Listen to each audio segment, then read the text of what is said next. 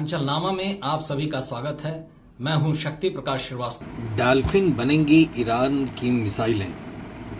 America, Israel और Iran के बीच लगभग महीनों तक चला युद्ध फिलहाल थमा हुआ है। दोनों के बीच युद्ध विराम की स्थिति है, लेकिन यह स्थिति कितने दिनों घंटों रहेगी इसकी कोई गारंटी नहीं है, क्योंकि अभी तक जिस समझौता वार्ता से हल निकालने के लिए बैठकें हुई हैं वो सब के सब बेनतीजा साबित हुई हैं। अमेरिका जिन मुद्दों पर ईरान की सहमति चाहता है उस पर शुरू से ही ईरान की असहमति है। मसलन परमाणु कार्यक्रमों को रोकना और स्ट्रेट ऑफ हॉर्मुज को खोलना जैसे कुछ मुद्दे ऐसे हैं जिन पर न सहमति है न बनने की उम्मीद ही है। बल्कि सूत्रों से मिल रही ताज़ा खबर यह है कि ईरान अब अमेरिकी युद्धपोतों को निशाना बनाने के लिए डॉल्फिन मछलियों का इस्तेमाल करने पर विचार कर रहा है। वो इन मछलियों के माध्यम से माइन ले जाने का काम करेगा। मौजूदा हालात ऐसे हो गए हैं कि ईरान जहां आर्थिक दबाव में है वहां अमेरिका के सामने उसकी साख का संकट है। मिल रही जानकारी के मुताबिक ईरान इस योजना के तहत पहले रूस से प्रशिक्षित डॉल्फिन प्राप्त कर चुका था। उसे समुद्री मिशन के लिए तैयार किया गया था। अब इसका इस्तेमाल वो समुद्र में दुश्मन के जहाज़ों तक माइंस पहुंचाने तक में कर सकता है। ऐसा तरीका युद्ध के पारंपरिक तरीकों को चैलेंज करने सरीखा साबित होगा। अभी तो मिसाइल और ड्रोन ने ही बहुतेरे पारंपरिक युद्ध के तरीकों को छिन्न भिन्न कर रखा है।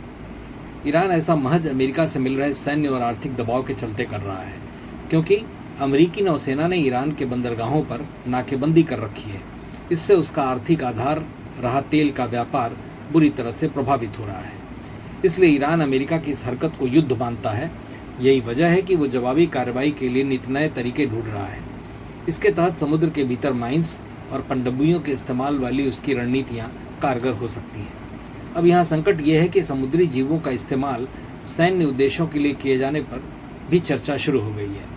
अमेरिका भी ऐसे खतरे से निजात के लिए नए तकनीकी प्रयोगों पर भरोसा कर रहा है, जिससे क्षेत्र में नए तरीके का तनाव बढ़ने की संभावना बढ़ रही है। चूंकि ईरान के प्रस्ताव को अमेरिका ने सिरे से खारिज कर दिया है, जिसमें ईरान ने हॉर्मुज स्ट्रेट को शिपिंग के लिए खोलने और अमेरिका द्वारा प्रतिबंध हटाने का प्रस्ताव था।